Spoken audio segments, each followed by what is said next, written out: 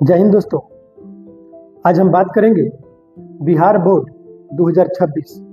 जो बिहार बोर्ड का मैट्रिक का 2026 का एग्जाम होने वाला है, उसमें संस्कृत विषय का कुछ महत्वपूर्ण प्रश्न VVI वेरी इंपॉर्टेंट क्वेश्चंस के बारे में, जिसका हम लोग जिक्र करेंगे। तो सबसे पहला उसमें क्वेश्चन एक है, बहुत ही महत्वपूर्ण क्वेश्चन है, VVI है कि मंगलम पाठ की विषय वस्तु का वर्णन 5 वाक्यों में करें। ये 2 नंबर का क्वेश्चन है, लेकिन बहुत ही महत्वपूर्ण है, बहुत ही इंपॉर्टेंट है। आप इसको पहले स्क्रीनशॉट ले लीजिए, आप स्क्रीनशॉट इसको लेकर रख लीजिए। देखिए, मंगलम पाठ की विषय वस्तु का वर्णन 5 वाक्यों में करें। सबसे पहला ही है पाठ है मंगलम। मंगलम पाठ में जीवन में मंगल, शांति और कल्याण की कामना व्यक्त की गई है। मंगलम पाठ में जीवन में मंगल, शांति और कल्याण की कामना व्यक्त की गई है। इसमें गुरु, ईश्वर, प्रकृति और समाज के प्रति कृतज्ञता का भाव प्रकट होता है। पाठ बताता है कि सद्भाव, सत्य और धर्म में मार्ग पर चलने से जीवन मंगलमय बनता है। इसमें मन, वाणी और कर्म की पवित्रता को समृद्धि का आधार माना गया है। मंगलम पाठ मानव जीवन में नैतिक मूल्यों और सभी जीवों का कल्याण का संदेश देता है। ये दूसरा सबसे महत्वपूर्ण क्वेश्चन है, महात्मा बुद्ध के अनुसार वैर की शांति कैसे संभव है। महात्मा बुद्ध के अनुसार वैर की शांति कैसे संभव है। ये बहुत ही इंपॉर्टेंट क्वेश्चन है, very important VVI question. Mahatma Buddha के अनुसार वैर की शांति वैर से नहीं बल्कि अहिंसा, प्रेम और क्षमा से ही संभव है। महात्मा बुद्ध के अनुसार वैर की शांति वैर से नहीं बल्कि अहिंसा, प्रेम और क्षमा से ही संभव है। तीसरा क्वेश्चन है कि पाटलिपुत्र के प्राचीन महोत्सव का संक्षिप्त वर्णन करें।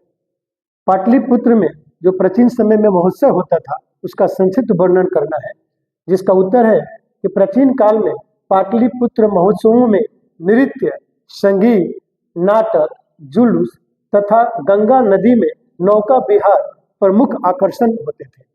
यानी कि पाटलिपुत्र में प्राचीन समय में जो महोत्सव होता था, उसमें नृत्य है, संगीत है, नाटक है, जुलूस है तथा नौका विहार, ये वहाँ का प्रमुख आकर्षण केंद्र होता था।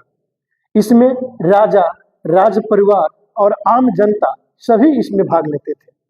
ये जो महोत्सव होता था, इसमें राजा भी भाग लेते थे, राजा के परिवार भी भाग लेते थे तथा पाटलिपुत्र के आम जनता भी भाग लेती थी। तो ये तीसरा क्वेश्चन है।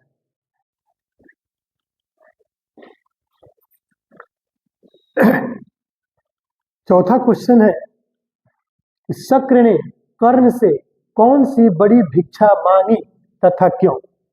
शक्र मतलब इंद्र भगवान, कर्ण से कौन सी बड़ी भिक्षा मांगी और क्यों मांगी। तो इसका उत्तर है कि शक्र ने कर्ण से उसकी कवच और कुंडल की भिक्षा मांगी, ताकि कर्ण का अमर होने की शक्ति समाप्त हो जाए, जिससे अर्जुन के प्राण की रक्षा किया जा सके। कर्ण के पास कवच कुंडल था, जिससे वह अजय और अमर था, उसको कोई नहीं मार सकता था।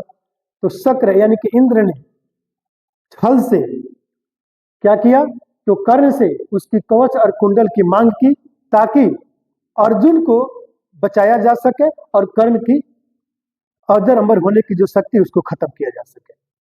पांचवा है, अलस कथा में वास्तविक आलसियों की पहचान कैसे हुई।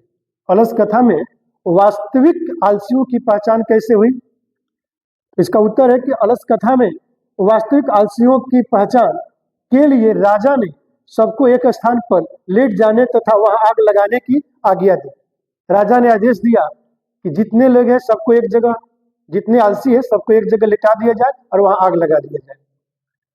जैसे ही जो नकली आलसी थे वे तुरंत उठकर भाग गए। जैसे आग लगाया गया तो जो नकली आलसी थे वो तुरंत उठकर भाग गए। जो नकली आलसी थे वो तुरंत उठकर भाग गए और जो असली थे वहीं पर लेटे रहे। राजा ने जैसे आदेश दिया कि जितने आलसी है सबको लिटा दिया जाए और वहां आग लगा दिया जाए, जो नकली आलसी थे वो तुरंत उठकर भाग गए, लेकिन जो असली आलसी थे वो आग से डरे नहीं और वहीं पे लेटे रहे। इस तरह वास्तविक आलसियों की पहचान हुई।